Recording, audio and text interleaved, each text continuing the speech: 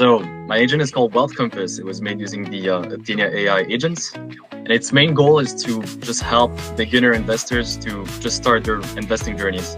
So either by answering their questions or by tailoring the needs of the user and their responses, by helping them choosing the right either investing accounts or investing vehicle.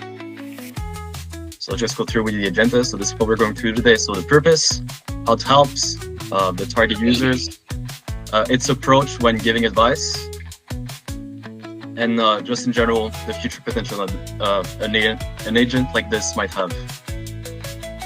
So I personally invest myself. I started quite young in October of 2023, as soon as I turned 18. And what I realized when I started investing is that it's very hard to find decent resources that are either Canadian oriented or are from safe and trusted resources. So if you look online with influencers and stuff, it's easy to fall into traps of people trying to sell you something or trying to get you to buy something that is risky, like all the crypto or meme coins or just risky investments. So I thought that an agent like this could help people streamline their investing journey and just do safe and educated judgments when investing. And so it clarifies stuff that is more so technical when it comes to investing. And so in Canada, we have varying accounts that you may invest with, such as TFSAs, HFSAs, or RSP. And depending on your personal situation, it may be more beneficial to invest in or invest using one or the other.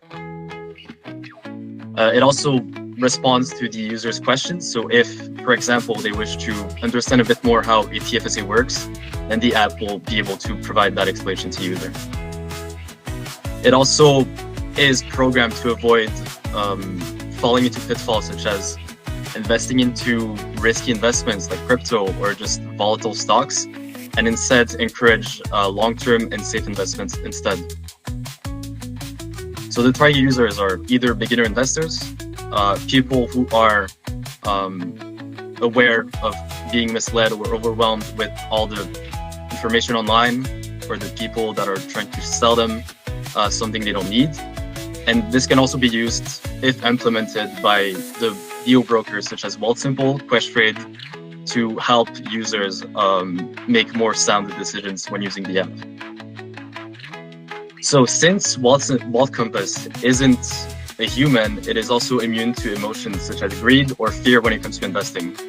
And so it's incapable of, chasing high return stocks, and instead is always encourages long-term perspective and just investing in safe vehicle assets. So when it comes to explaining stuff, it either can redirect you to trusted resources such as the FCAC, which is a Canadian resource, or other websites such as Get Smarter About Money, CFEE, or MoneySense. It also provides customized advice. So if, for example, you wish to invest in more of a dividend-oriented manner, it can suggest assets such as BDY, which are more oriented towards those goals compared to something else. And so it's not a one-and-done thing. It does adapt to what the user requests, and it does provide varying explanations. It also explains common mistakes. So if you were to use it and ask it whether you should invest all of your money into a single stock, it will be able to explain why it may not be a good idea, because you should instead diversify your holdings when you're investing. It's also very much Canadian oriented. So when it provides you with explanations or advice, it will always give you assets that are either listed in Canadian dollars or based in Canada. So it doesn't mention anything about, for example, Roth IRAs, and instead it always mentions TFSAs, RSPs, or RESPs, for example. It also redirects you to resources like calculators for compound growth, if you want to calculate the time frame for your gains, and other things such as calculating your contribution limits for the year and your TFSA. So it always uses a friendly encouragement tone when it gives advice. So one of the main things when it comes to investing is that you don't need a lot of money to start. And that's one of the main things that Wealth Compass encourages. So it doesn't tell you that you need a ton of money to start investing.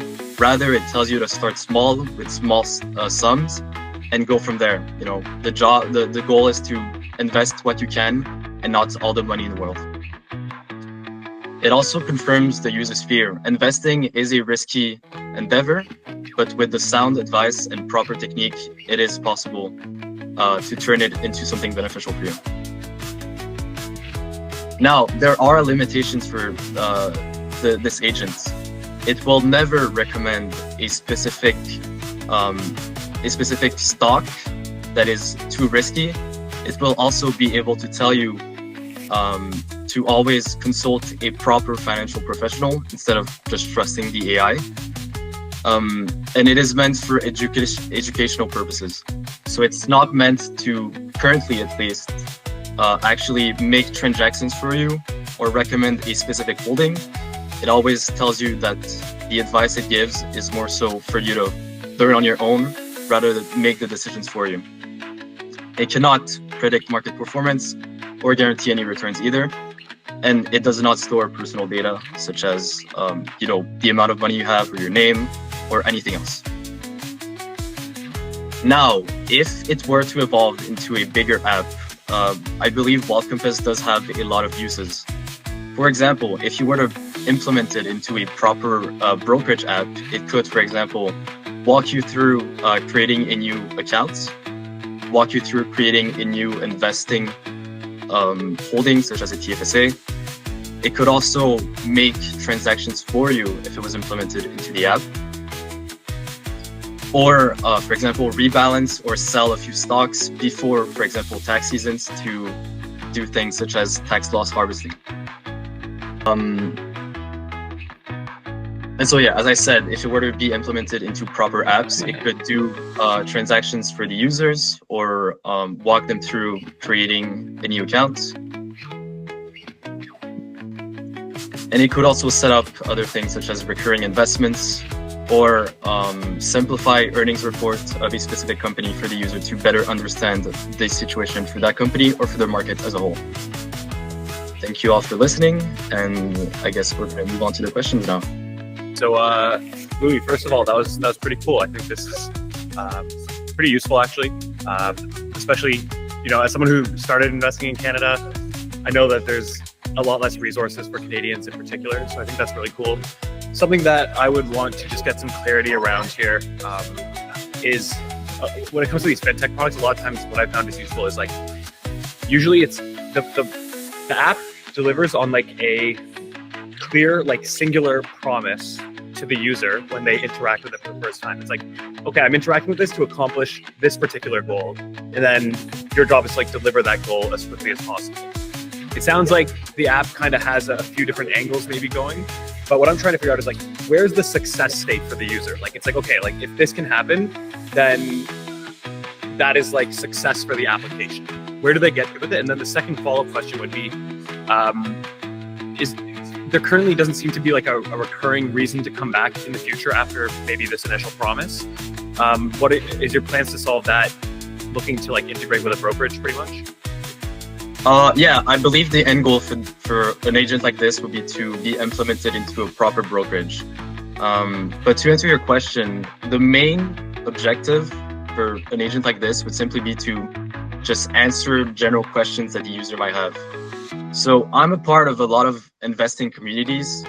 I manage an online community for a TikTok creator surrounded around finances. And what I found is oftentimes people have very in-depth and personalized questions that they might not directly find advice for online. And a tool like this, I found from my own testing, answers those questions pretty well. So things such as, the difference between a TFSA or an RRSP, sometimes it can be very wordy if you look it up online, but a tool like this makes it a lot more easy to understand. So that's pretty much the end goal, just answering the users' questions that they might have. And it's not necessarily a one and done thing, because personally, throughout my investing journey, I've realized as I progressed that there were a lot of things that I did not know, and I had to come back every time and make my own research online.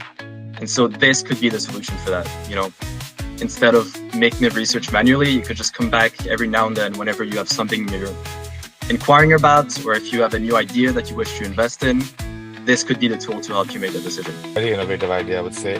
I have two questions for you. One is, what are the implications for this kind of an agentic system from a regulatory standpoint? Like, do you need to look at, like, some RIA or licensing kind of approvals for the agent to like provide investment advice? And the second question is, and you can take them in any order. When a user would start using this product, what kind of learning, what kind of additional learning is the agent able to kind of leverage based on that the individual user's own investment preferences, as well as what it's learning from other users' usage of the product? Yeah, so legally in Canada, you're only really allowed to give proper advice as a CFA certified person. So there's a training in Canada you can do. It's a whole certification basically that you go through in order to become CFA certified. If you don't possess that, you might be liable for anything you say or do when it comes to giving advice. So, Though obviously that's very hard to regulate. But this is just a basic showcase of a product like this.